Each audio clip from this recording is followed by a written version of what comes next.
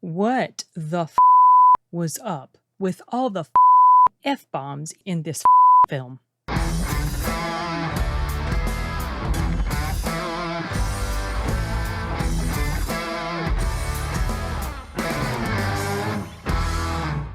Okay, this movie. All right. I went into this movie thinking that I would probably like it much better than Violent Night. I did not. I'll just get that out of the way. And Violent Night, while I enjoyed it, it underwhelmed me. I didn't like it as much as I wanted to. This film I thought was going to hit the sweet spot. And no, it just didn't. And I sort of got the feeling that it wasn't going to click well with me kind of early on-ish. It took about probably 40 minutes before the protagonist of the story encountered the issue that was going on with the Santa. So, I mean, he had already done some killing, but it was about 40 minutes in before she knew what was happening. The premise of the movie is, if you have not seen the trailer yet, this Santa guy, he's a robot and he goes rogue. And there are indications early on through news reports and stuff that it's been reported that these particular models of robotic Santa have gone rogue. And there's one that's in this Christmas shop here. And so the main character, gosh, I can't remember her name. She owns like this, I don't know, record or vintage record or movie shop or something. And she's hanging out Christmas Eve with one of her employees, and they go and they hang out with some friends at this toy shop or whatever where this Santa thing is. And then she goes back to her house with her employee. They get it on. There are some scenes in here, by the way, if you are concerned about that when it comes to taking kiddos to see this. Now, some people would be like, why would you take children to see a movie like this? It is highly gory and just extremely violent, and there are F-bombs thrown around. I don't even think you can go practically 1 minute without them throwing out multiple F-bombs. And that started to grate on me pretty early on. But what I was getting ready to say is, my brother was thinking about taking his one or both of his sons to see this because they really like horror stuff, but there's other stuff in here that maybe he wouldn't necessarily want them to see. But one of the things that got under my skin early on, like I was saying, is the inability to string a whole sentence together without dropping the F-bomb. And after a while, it becomes so noticeable that it becomes really irritating. I mean, at least for me. And it's not like, I have people in my family that are very, very anal about hearing any sort of curse words in a movie. I'm not like that. But when it's been thrown around in like probably 100 times in like the first 10 or 15 minutes, it starts to wear thin. It loses its effectiveness, and it makes the character seem like they can't even say anything without throwing that out there. And it just really kind of, to me, it degrades the substance of whatever it is they're saying or whatever it is they're, like what they're talking about. And so with stuff like that, when it works. And for me, when it doesn't work, it's when it's in every sentence multiple times in a sentence. I don't know, it annoys me after a while. It's like, okay, come on. I remember, I think it was an Eddie Murphy film. Was it Harlem Nights? And it was like that. And I remember that really stuck out to me. And that's about the only thing I remember about that movie and how annoyed that made me, because it just feels like, can you not actually write dialogue? This makes me think you're incapable of writing dialogue if that's all you can put in the dialogue, pretty much. But anyway, I digress.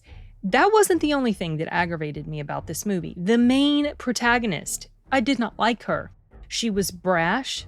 She was a loudmouth. She was rude. She was degrading to her employee. They were like, they were attracted to each other, but she was like to me, I felt like she was quite disrespectful to him. There's a scene where they're talking and they have this banter, and the acting in here was decent as far as like their interactions with each other, the banter back and forth. They would talk about horror movies. There was a lot of discussion of that. There were horror movie posters in her house. And so, it had that going for it, but things about her character that just rubbed me wrongs, like they're talking, they're in this bar, and she like hits him in the genitals, like she smacks him or whatever, and it hurt. And then later when they're climbing in this car together, and I don't know if like maybe he had touched her on the behind to get her to move forward, and she got all snappy, like, don't touch my ass or something like that. And I'm like, oh, wait a second. This was a woman who just smacked this guy's dick. And she's complaining that he's touching her butt while they're getting in the car. It's just like, I didn't like her. I did not like her character. And that didn't help. Also, while I felt like they did a decent enough job of getting you introducing you to the characters and you getting to know them with interactions that they're having with each other, it seemed like, you're sort of dropped in the middle of their real life, and they're hanging out at the bar and they're talking and all this stuff. It seemed very natural the way they were acting. And I wonder if, some of this stuff, if not most of it, was ad-libbed, because it really felt like it was sort of an ad-lib type of thing that was going on. Like they were having a real conversation. Maybe the director just said, hey, talk about this.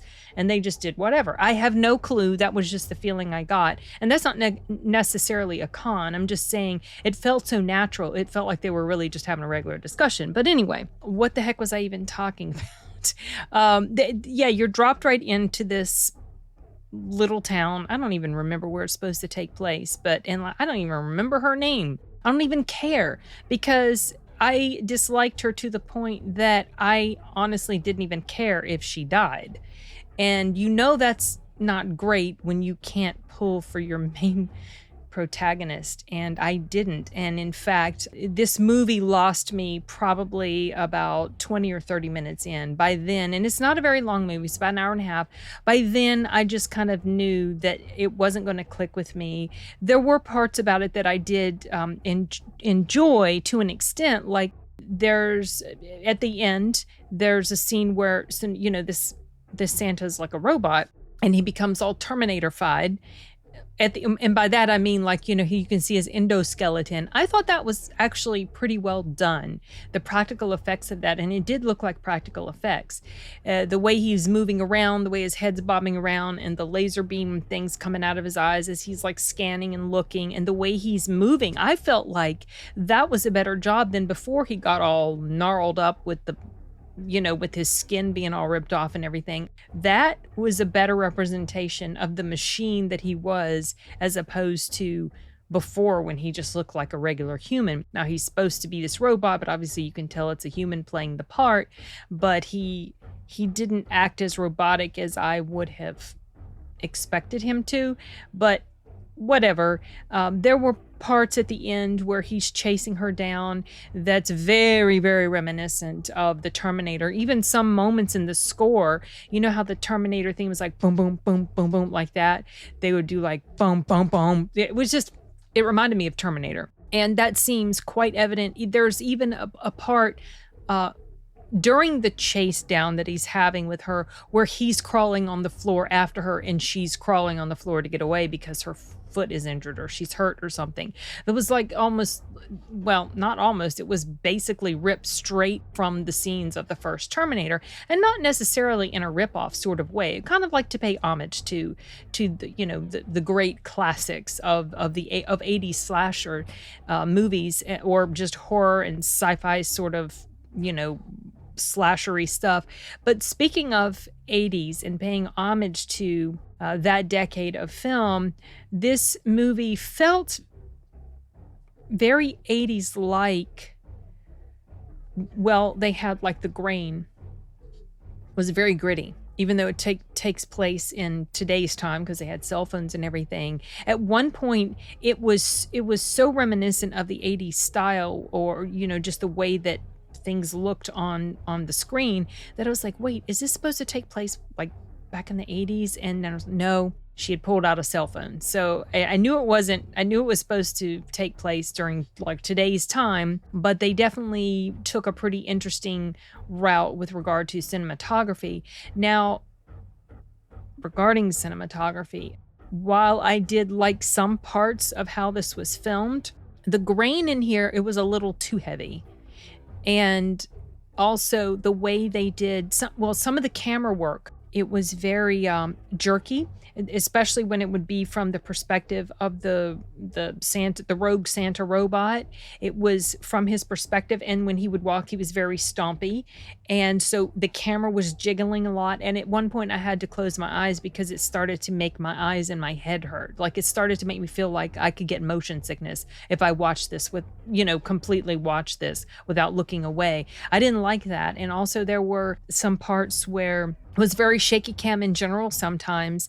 And then there was a scene where there's like these strobing lights that was really, really harsh on the eyeballs. I didn't like that either. And so by that point, my appreciation for this film is really wearing down to like a nub of nothingness. And I was just ready for it to be over.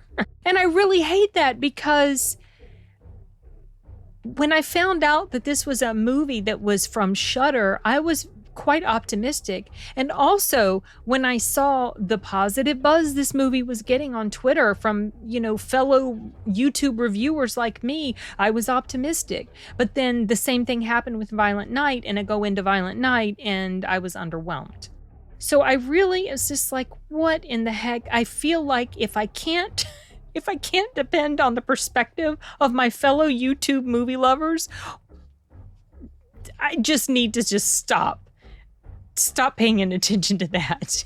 Because, we're all going to have different tastes and likes and dislikes, and that's all good and everything. And I'm not bashing on anybody who enjoyed this. There was one other person in the movie theater besides me, and we both talked about it a little bit after it was over, and I indicated that I didn't care for it, and he loved it. He said it like just scratched the right itch or whatever, something like that. And okay, well, I'm glad you enjoyed it. I unfortunately did not. I'm trying to think if I could say this wasn't the worst movie I've ever seen. It certainly wasn't, but I just can't give it a super high rating.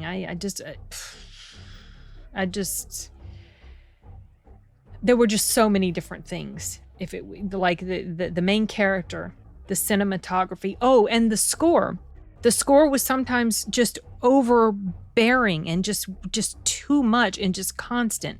And so it just felt like there was all this sensory stuff that was happening, and it was just like, back off. like calm down a bit. And so I hated that. That's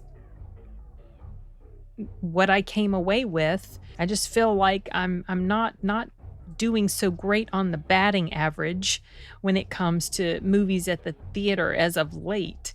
Since Violent Night was, I think I was spoiled by the excellence of movies like Top Gun Maverick, or by small budget movies like The Outfit, things like that.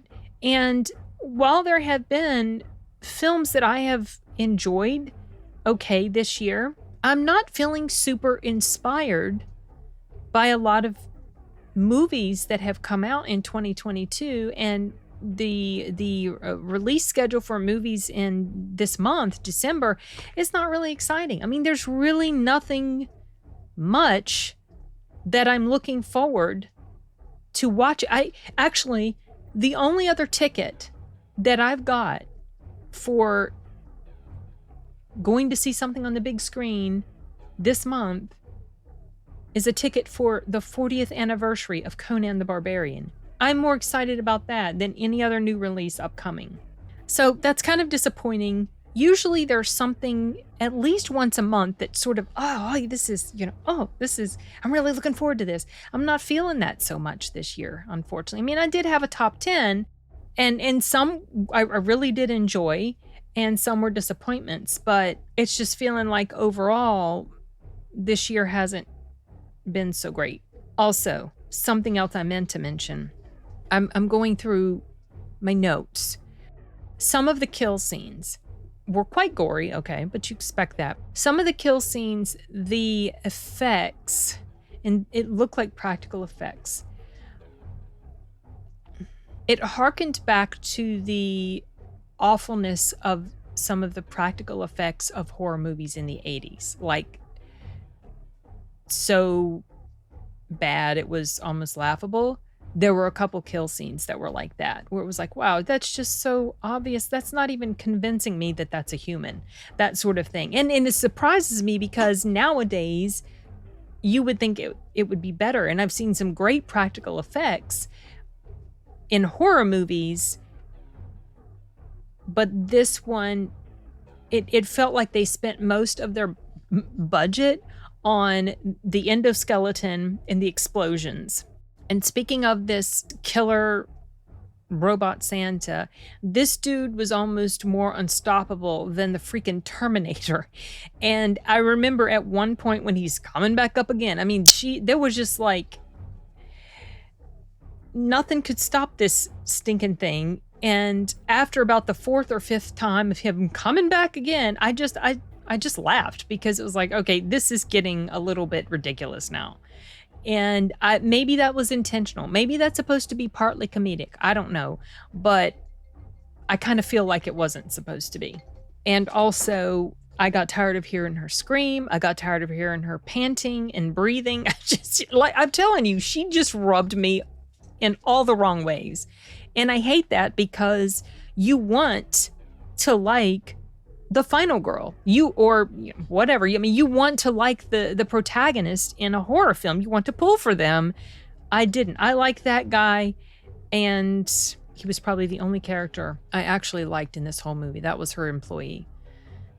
So, yeah, I've ranted. I went on more of a rant than I expected to, but I was mulling this thing over all the way home, and then I came home. And then I'm like looking through email, looking through work stuff, looking through Twitter, still thinking about what I'm going to say. And I just pressed record and then I just blah. So I wasn't expecting it, to be honest. I really wasn't. I think I needed to, you'd think I would learn my lesson. I need to just go into movies with zero expectation, like none. Because when I go in with expectation, even mild expectations, sometimes I'm disappointed. So I need to learn to not say, I think I'm going to like this. Famous last words, because more often than not, I'm either feeling meh about it or I'm disappointed with it. Maybe it's incorrect to say more often than not. I do generally like more movies than I dislike. But when I pin my hopes on enjoyment of a particular film to the point that I'm actually saying it, that's a warning sign. I shouldn't do that. I need to stop doing that. Okay. I think that's about all I've got for this. I don't know. Anyway, this unfortunately just didn't fit with me. It just didn't. I didn't mesh well with this movie, and I am surprised to say it, and I hate that I feel that way. That's great if whoever of you in the audience watches this and enjoys it. I think that's great. I'm glad if you can enjoy it. And certainly don't go by my viewpoint on it to determine whether you think you'll like it or not. I mean, we do watch reviews of movies on YouTube because we are interested to find out what other people think. And sometimes what other people think does influence what we think. But many times, if we have similar sort of viewpoints or tastes in movies, it can be helpful to know if someone I have a very similar taste in movies with dislikes something, that is an indicator to me that I'm probably going to dislike it. And at least one of the people that I saw on Twitter who was gushing about this, and, you know, good for him, he was also someone who loved Halloween Ends. So that should have been a sign that I might not like this as much as he did. Oh. Oh, well, something will come along that I'll enjoy enough to gush about it. We'll see. All right, I'm going to wrap this up. This is enough negativity, and I've got work I still need to do this evening. We've got a release coming out at midnight, and I need to be in front of the screen ready to click the appropriate checkboxes. Okay, you guys. Bye.